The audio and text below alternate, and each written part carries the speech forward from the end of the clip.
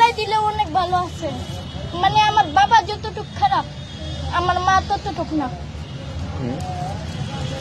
আমার মা ইচ্ছা করলে পারতো না করে সে বিয়ে করতে, করে নাই কেন?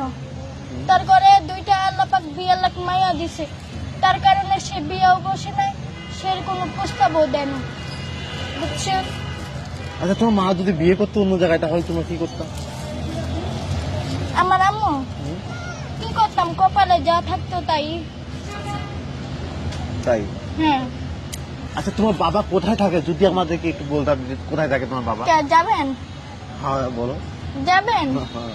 ওই যে আমরা যেখানে থাকি না, তার উল্টা পাশে, মানে রাস্তার ওই পাশে থাকে। আপনারা দোকান দিয়ে দিবেন কিনা কইতে পারি না। আমি আর আমার আম্মু চালাইতে পারলাম কি? আমার